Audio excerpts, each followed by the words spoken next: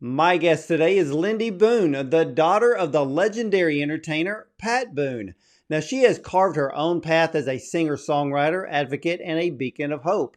And in 2001, Lindy faced every parent's nightmare when her son Ryan Corbin suffered a traumatic brain injury in a devastating accident. And this tragic event propelled Lindy to the forefront of advocating for traumatic brain injury awareness and support. Now, alongside her family, she established a nonprofit organization, Ryan's Reach, that provides vital support and resources to those affected by brain injury.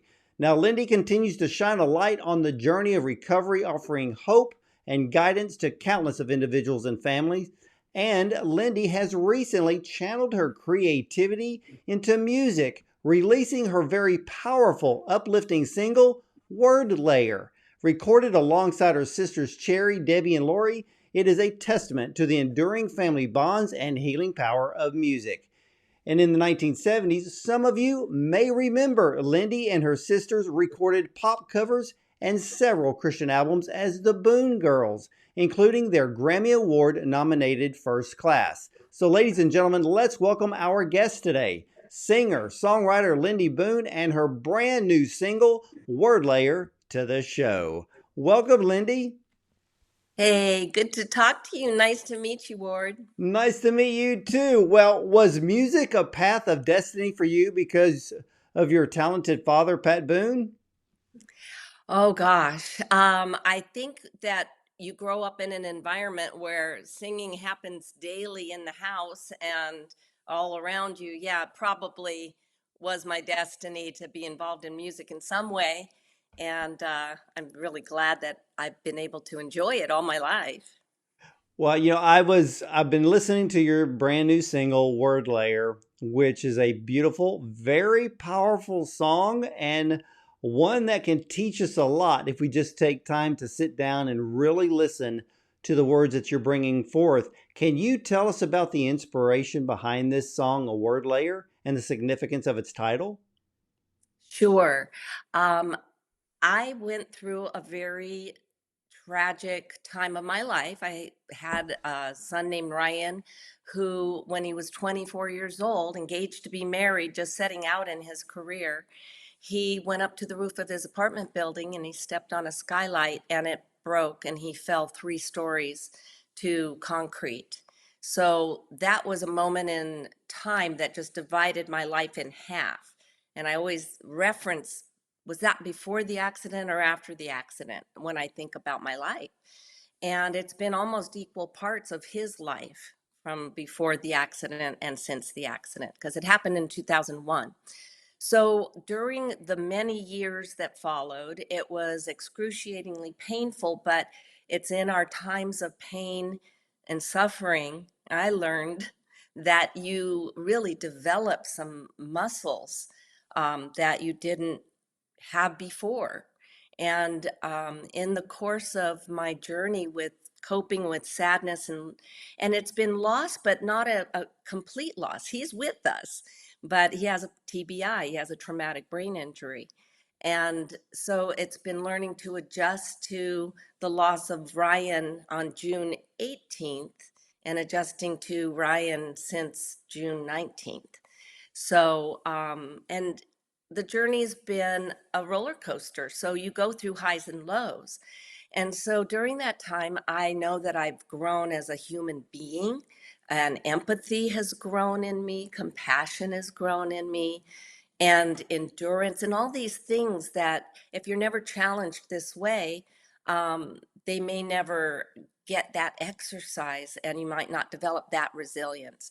So the song Wordlayer comes out of this very long journey. And I made up that word when I needed to get a Twitter account and promote a book that I wrote kind of about that journey. And the book was called Heaven Hears. And when I had to come up with that sort of username, I thought, Word Layer. It just came into my mind because I was practicing being mindful of what I said. And I saw myself as laying down my words, much like a bricklayer would lay down bricks to form a sturdy foundation. Well, And so that's the title of the song and where the lyrics come from. Well, what was the songwriting experience like putting the song together? I love this story because probably few people have the same story about how a song comes to be. During COVID, my daughter Jessica, she's a great gift giver and she always gives me creative gifts. And people were not shopping in stores. And she gave me a card that said, Mom, I bought you an experience. And on Airbnb, they're selling experiences right now because you don't go shopping. And I bought you the experience of writing a song with a Nashville musician. Now, I need to explain that I've been in music all my life and I've sung a lot. I have not written songs before this. I've made some feeble attempts, but I thought I better come up with something to offer to this Zoom meeting I'm going to have with this young, turned out to be a young lady named Ann Buckle, and she was just trying to make ends meet during COVID as well. A lot of people were saying I can sell my talent, and my talent is writing songs. So I joined up with her for a meeting and I came to it as I anticipated it. I thought, I don't know what I'm going to bring to this collaboration. And I thought she's going to probably write this whole thing. And I gave her, I came up with the title and I thought I better write down what I mean by word layer. And as I was writing down what I meant, it came out as lyrics. It literally became rhyme, and the first verse was written and then the chorus and then another verse, and I said, here, Anne, I offer you this as a starting place and you change it, you're the songwriter. And she said, Lindy, I love these lyrics and I don't want to change them. And she ended up on that call writing the melody, and we ended up with the song at the end of this meeting. I think I added the bridge later, but the verses and the chorus were written. She gave it to me as she just hung up the Zoom call. She played it on her guitar and recorded her voice, and she sent it to me by text. And that's how I had it originally. And I would play it for people, and I would see tears well up in their eyes. I would have people say, we've got goosebumps, Lindy. That is so beautiful. And I thought, oh, they love me. They're just being nice. But over the years, it kept happening. And she ended up saying, Lindy, I'd like to go into the studio. I'm going to give you a proper demo. And she embellished it with her own instrumentation and harmonizing with herself. So I had that in my computer for about 3 years. And I would play it until I finally sang it at my church when I was asked to speak. And everybody rose to their feet. So it started to tell me there was something about this song that was resonating with people's experience. And I played it for my dad and for a guy, Dana McElwain, who runs my dad's record label. And he goes, what are you doing with that song? And I said, I'm playing it for people from time to time. And we both felt like, no, we made a connection that this song should be recorded, and I thought probably by somebody else, but eventually I agreed that I would record it. And I'm so glad I did. And my sisters sang the background on this song, and they just sound so wonderful on it. And it was just a treat and a magical experience. And now it's out, and people are able to get it and listen to it. And I am loving having it out in the world. Well, the music video is beautiful, but I want to go through some of the lyrics because they are extremely powerful. So, ladies and gentlemen, if you're kind of wavering in your faith, you need to understand that God spoke the world into existence. And Amen. right at the very beginning of this song, there are lyrics that say, speak into creation and build a new foundation. I love these words because the Bible tells us we have the power to speak to our mountains, call those things as though they are not as though they were. Uh, and this whole song is something that it's almost like you're singing it to yourself to build up your own faith. Hmm. It is. It's something that I had to practice and I still do. Nobody is perfect at it. And we go through our days in our lives, and some days we're really walking in the center of God's presence and you react to things one way, and then on another day you might react a little differently, and it takes practice. But that's why I say a tragedy and a crisis will really get you to focus. Everything else falls away. All the other things become so unimportant. And I feel like I think C.S. Lewis said he talks to us, God talks to us. Oh, wait, he shouts to us in our pain. I can't remember the full quote. Talks to us in our something, and he shouts to us in our pain. No, And I know I know what quote you're thinking of. yeah, I'm And going to look that up. but you also, there's another lyric in this song that people really need to gravitate to and really think about and just kind of keep it in their spirit at all times, that you wrote in the song, your words have superpowers. They can Mm-hmm. sweeten or they can sour. And we have a choice as to what they will do. Right. And that is a very powerful lines in this song, which I believe, which is why it's resonating with so many.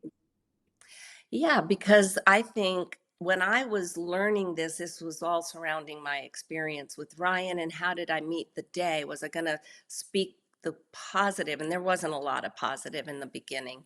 Or was I going to dwell on the negative and the dark things that I was hearing from doctors and observing with my eyes?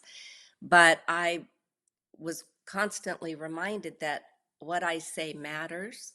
And I would have to really dwell on what was good about today and what can I be grateful for and what can I report to people that's good and positive. And that allows you to kind of keep a record of the moments, the milestones, the victories. And I think that that is attractive in a metaphysical way, attracting more good and more victories. And I think it is biblical, but I also hope that people that don't share my worldview and my Christian mindset can also recognize that their words are powerful too, and they take us one direction or another. They're very rarely just benign. And so my dad is always a very positive speaking person. I think I grew up around that. My mom, full of faith, and she was there throughout all of this. So I had good role models. But I think personally, when challenged, it makes it your very own. And you kind of go back to basics and you say, what do I believe? And do I believe this or were they just telling me that? And I've experienced the trueness of it and how you can manifest a better outcome. You manifest it. Sometimes it's not what you envision. So I might have envisioned Ryan being well and whole and 100%. But what I was speaking was healing and restoration and hope and blessing and purpose and all these things that I can see even in Ryan's wheelchair. There's been so much healing. There's been so much purpose in his life. There's been so much good that has been done in the aftermath of Ryan's accident. And I think when you trust your creator, in my song, I said, spend some time with your creator. I want people to just that believe that they are not all there is. There's a creator behind your being here. And spend some time with your creator. And are you grateful that he made you? There's so much, background in the song that the lyrics kind of sprung out and they just happened to become lyrics to a song. But it's really what God has been impressing in me for 23 years since Ryan's accident. Well, there's nothing is made in this world without the approval of the Lord. Mm-hmm. But you put a warning in this song, which I Mm-hmm. loved, because uh, it's about being careful with what we say. We now live in a society where people are using their words, especially in social media, Yeah. to either hurt someone or to maybe uplift or encourage someone, but you give that warning in this song in a very beautiful way that we do need to be very careful with what we say. We need to think before we speak, and in today's time, we need to think before we type and send. Their words going out there. And I know that I've often said, especially since the song came out, that you were raised as a little kid. Sticks and stones can break my bones, but words can never hurt me. Well, that isn't true. I can get very hurt by words. And sometimes very viscerally, I feel like, oh my gosh, that really hurt. And so I have always tried to, if I am upset, take a pause, think through it. Sometimes, if things are emotional, it's good to write things out and get it on paper, read it, and go, is that really what I mean? Is that really what I want to say? Can I say it a little softer? And I think that it would be really good right now for people to pause, take a breath, and think about the impact of what they say before they type stuff into that internet where it lives and it doesn't disappear. And you just don't know the ripple effect of the things that you might say. So kindness, that's my highest value right now, is be kind. And try to put yourself in somebody else's position and see if you can help them, even if they've tweaked you, even if they've said something that's wounded you. Instead of coming back at it with some harsh retaliation, try to understand that hurt people. And maybe you can be a healing balm on that person that has used words carelessly, and see if you can diffuse a situation. So yeah, I think that in the lyric, it's, instead of walls, build hospitals, because we need each other. We need each other. So we don't want to divide. We want to heal. Amen to that. Now, I know that you recorded this song with your sisters at Starstruck Studios. How did that experience connect you with the legacy of your family's music, especially in the context of your father, Pat Boone? Yes, it really felt like all the years that were in between the last time we recorded and then this time, it just kind of evaporated, and it felt so comfortable and wonderful to be in a recording studio. We did so much recording in our teens and early 20s. And so that was such a part of our lives. We recorded a lot. There were a lot of songs that were hoping to be the female Osmonds or something. We had a lot of pretty fun music out there, and they made it onto some of Debby's albums. Some of the things that we did, they were remakes and nostalgic songs even back then. And then, of course, we did a lot of contemporary Christian music, which meant a lot to us, and three different albums, and one of them was nominated for a Grammy. So that was a big part of our growing up years and becoming young women before we branched out and had families and moved to different states. And Debbie's career continued. I joined a singing group in my 30s and had a lot of fun singing and performing with them. But then to be at this stage of our lives, we are all grandmothers, and we come together and sing this song, and we've all been through our stuff.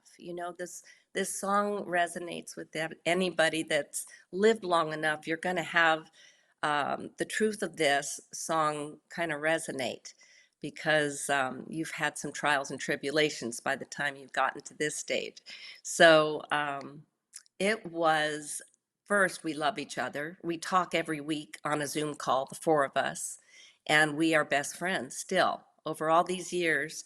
Um, I'm so grateful for how Zoom became something that we all got to utilize. I'm talking to you through the internet, and wouldn't have been comfortable with that before COVID, but we all had to learn to connect that way.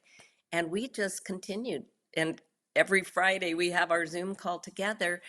But to be in the same place is rare, because we live in three different states and have busy lives. And I was so glad that we could coordinate our schedules. And then our dad was going to be there, but he ended up having an accident where he broke his hip, had surgery, and he still made it. 3 weeks after that, he still flew out to be at our record session. And that's what you kind of see the reaction he had to what we had recorded when he listened to it. He's 89, he's going on his 90th birthday coming up, and he's healthy and he's well, and he's the fastest healer from that hip replacement. But he is a softie, and the longer time goes by, he needs a Kleenex to dab his eyes. And that's what was going on when he was hearing our song in the studio. And you see that in the video, and it just is very moving. You know, he is one of the most energetic people. I had the honor of interviewing your father last year, and what was supposed to be a relatively short interview ended up being a little bit more than 2 hours. I will always remember it forever. It was such an incredible honor. And he, of course, your father is an incredible storyteller, Yes. loves the Lord like no one I've ever seen. Mm. And for you and even your sisters, what was it like growing up with your father being this, not only a singer, he was an actor, and then, really kind of living in that celebrity neighborhood lifestyle? I mean, were the movie stars coming in and out of the house on a regular basis? I wouldn't say that, but there were people that maybe are recognizable that became very good friends of theirs over the years. I know Chuck Woolery and Joanne Flug, they were very close with my parents, and Gavin McLeod and his wife, and Dean Jones. These are all names a lot of people aren't going to remember, but there were recognizable people that they were very good friends with. Yes, I wouldn't say they were in and out all the time, but we got to meet a lot of people along the way, and we were on the movie star maps, so buses of people would be going by and looking up at our bedroom windows, and that was probably unique to our experience that not everybody shares. But in Beverly Hills, there's an awful lot of celebrity kids there too, and we went to a private girls' school, and there were other, kids who had famous families. And we were in a neighborhood where Debby ended up marrying Gabrielle Ferrer, who is the son of Rosemary Clooney and Jose Ferrer. And so they were just a few blocks away. And so, yeah, there were definitely a lot of, you know, crossing paths with people that were in the entertainment business, of course. It was funny because Pat would tell me, uh, he was a very protective father over his girls. Oh, And yes. and he told me that it was so funny because when we did the interview, after it was over, then he comes back and he goes, "Hey, did I happen to mention such and such?" And it was about a song that he had written and recorded. So I just reached over and hit record. So I have this whole other section that we added to the Oh, interview. But what I remember, which was so very very sweet, was that he loves each and every one of you with all of his heart. He yeah. watches over y'all. He told me, he goes, "I want this interview to be in a way a legacy, so my family and even my grandchildren can watch Mm-hmm. it." And I'm like, "Pat, you don't slow down. Every day is a new work day." Yeah. He reminds me of the quote that Clint Eastwood always says when someone asks him, "Clint, how do you keep going at your age?" Because I think Clint's like 93. And Clint Mm-hmm. goes, "Every morning when I wake up, I don't let the old man in." And I'm thinking, that's Pat. That is true. Yeah, I think Danny just has so many ideas. His mind is always active, and he has a very high IQ, and he's been able to manage so many things simultaneously. I think it's the people working around him that go a little crazy because he has so much going on, and they're trying to wrangle him and make sure he gets to his next thing, um, and make sure that he doesn't overcommit because he sees potential in so many things from business opportunities and investments to music to being, he still, gets asked to be in movies and has been in movies. And there's just so many things that look promising and he wants to be a part of it all. But he also likes to write music and songs and books. And so he never slows down. He's always got something out there that, oh, I just have to make sure I finish that. And that will get you up in the morning. Indeed, Yeah. it does. That when you and your sisters were in the studio together, I'm sure that it brought back tremendous memories of the Boone girls. Did it ignite anything new that maybe y'all would ever come back together for more songs, maybe even an album? Boy, that's a great question. Debbie has a career that's her solo career. It would have to be able to make sense to her. And also, we all have our grandkids in different states, and we're pretty attached as grandparents, as the babysitters that get called upon, and we love it. So I would never say never. I thought it was such a great experience getting in the studio. I think everything sounded like we can still do this. We still sound good singing together. So I'm not going to say no. Let's see When what I when I happens when I with watched this. the yeah, because when I watched the music video of your song Wordlayer, my first thought was, is there a future album coming with all of them singing? Because everyone's voices are ageless. Well, thank you. I think we sound good together. Debbie has that strong solo voice. We always gave her the lead because she had the highest voice and the most piercing voice and really the desire to do it for her career. The rest of us had fun while we were doing it all together. I never felt like I was a soloist, but I did love it so much that when I got asked to be in a group, I got to be in another group called the New Cordettes. And I slid into the spot where another gal was leaving, and I felt like I was in heaven because I was singing with three other women again. We were doing tight harmonies, and I loved that. And we got to travel. I got a microphone and a stage and a sequin dress. And I had so much fun. And they would give me a solo from time to time. And I thought, oh, I'm used to doing the harmonies. And so I had to do a Patsy Cline medley.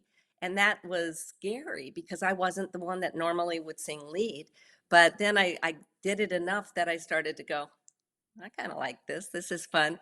So I have kind of the lower register. And I think in Wordlayer, it was right in my comfort zone of where to sing. And but there's nothing better than singing with my sisters. Love you, Cordette ladies. I love you so much. But there's something about singing with family. Well, in the song Wordlayer, the melody um, is so beautiful. I mean, even right now, I can hear you singing the song because Hmm. what I love about the song, and to me, what is a signature for a hit song, is that if you listen to it once, and then right when you start to listen to it a second time, it's almost like you already start knowing the words. So once you start getting hooked and singing along with it, any song that sticks in your head, that is a hit song. And I think Word Layer is a hit Hmm. song. Hey, I was so moved the other day. I love hot yoga. And I was in a hot yoga class. And at the end, when everybody was laying still and resting in Shavasana, the yoga instructor put on Wordlayer. And everybody in there just relaxing at the end of their workout, just listened to the words in silence. And I walked out on a cloud because it just was like, oh my gosh, she played my song. And she knew me and she knew it was my song. But the other ladies in there didn't. And they came out wanting to know, what was the name of that song? Where can I hear it again? And I was just so excited that I thought, this is happening. This is so wonderful. People really do respond to the lyric and the beautiful arrangement musically. It just all came together at Starstruck with Jimmy Nichols and Frank Myers. The two of them really put together the arrangement vocally and instrumentally.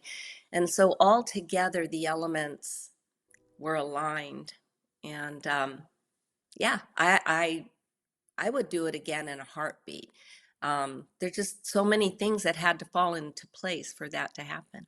Well, I'm sure that the fans will want it to happen. I know that many people who who will hear this very powerful song, "A Word Layer," are going to beg for more. But I have to Mm, ask you, Lindy, that the Boone family has been actively involved in raising awareness and the support for TBI survivors through Ryan's Reach.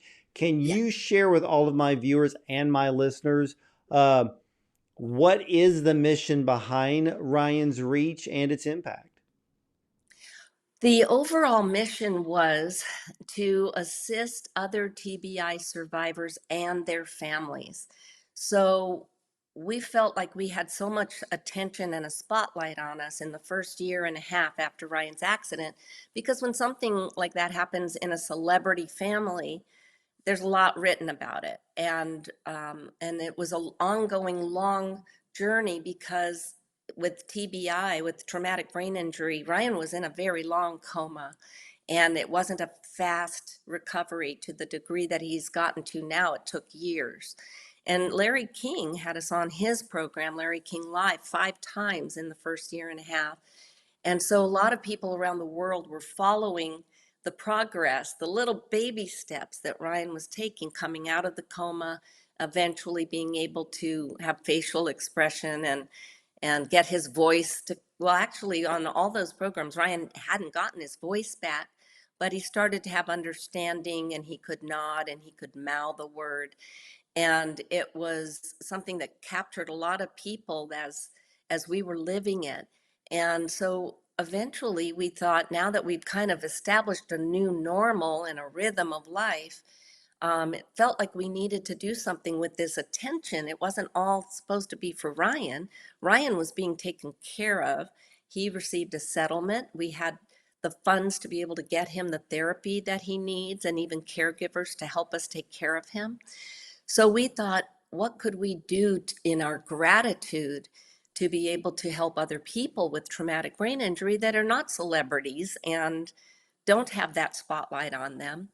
And so we started to do fundraisers, and we would raise money, and we decided to turn that money into funds for therapy for people that could go to a place called High Hopes Head Injury Program. We started to provide scholarships for people that were out of funds and insurance has stopped, because eventually your insurance runs out, or they decide you're not making enough progress. They cut you off from more therapy.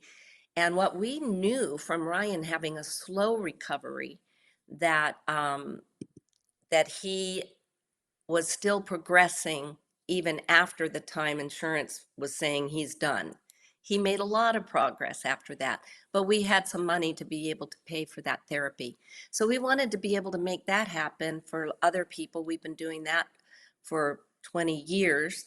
High Hopes is in Tustin, and so we've made scholarships available there.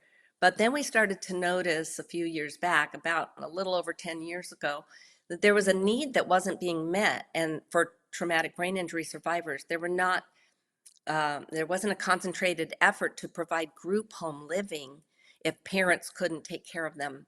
And so they would be placed in a home for the elderly. So there'd be one traumatic brain injury survivor in a home for the elderly. But if they were young, like Ryan, that would have just seemed so sad, sadness upon sadness. So I kept talking about it with other mothers and fathers, and eventually my husband, who's a lawyer and a businessman, he decided, okay, I'm going to look into what's involved in starting group home. And so he did figure it out. Thank God for Mike Michaelis and the work that he has put in. The two of us, and everybody on our board, but the two of us have really been the workhorses to start these two group homes that we have, Ryan's Reach R&R. That stands for Residence and Respite Care. So we provide residence for 4 or 5 residents in a home, and also have an extra space to hold people that need a break. So if the families are able to take care of their loved ones, but they're exhausted and they need a vacation, or they need to go into the hospital themselves for something, or we can have their loved one, if it's a fit, we have to go through a process, but provide respite care for the families. So we have two of those homes now. That's an area that seems to be forgotten, and that is the health of the caregiver. Mm-hmm. Even with parents that have special needs kids, it seems like they never have time away to recharge, to Yeah. live life a little bit, maybe take a vacation where maybe the special needs kids, it's very very difficult, maybe they're bedridden in a way. With what you're providing through Ryan's Reach, that is just phenomenal, and I can't even imagine how thankful and grateful many of those families are for that. I think that we've been able to do a good thing, and I hope that we're able to open more homes, or other people will duplicate what we've done. Because there's two homes, there's an awful lot of people in the category that need them. And so, my prayer and what I am laying out with my words is that there will be more group homes, and that they'll be able to operate. We've proven the concept that we can do it. It's difficult because with brain injury, there's behavior issues a lot of times, a lack of memory, sometimes seizures, there's issues. But if you have trained staff, and you're doing this knowing that you've uh, got kind of a passion and a heart for it. Um, I think that they're needed. And for me and my husband, we've gotten so much gratification. It hasn't been for us financially, and Ryan doesn't get any of the money that we raise because he's well cared for. But we've been tapped, like, start this. And it just felt like we were capable, and we've put a lot of hard work into it. And to see it materialize is very much what my song is about. There's new life, life after death. And you can create something that is good in your mind, and then start talking about it. Start And talking about it. You'll be amazed how partners come to you when you start talking about it. amen to that. And ladies and gentlemen, Lindy Boone's song Wordlayer is extremely powerful. It's uplifting. If you are dealing with sickness, disease, maybe there's an injury, maybe you lost your job, maybe you feel at this moment that you're losing a bit of hope. Well, hope starts in your mouth. Mm-hmm. The Bible says that life and death reside in the tongue, and we reap what we sow, but that goes back to what comes out of our mouth. If when you listen to the words of Wordlayer, you're going to be uplifted, you're going to be encouraged, your faith will start to grow. It's like Jesus said, it only needs to be the size of a mustard seed. And remember, a mustard seed can grow into a very big tree.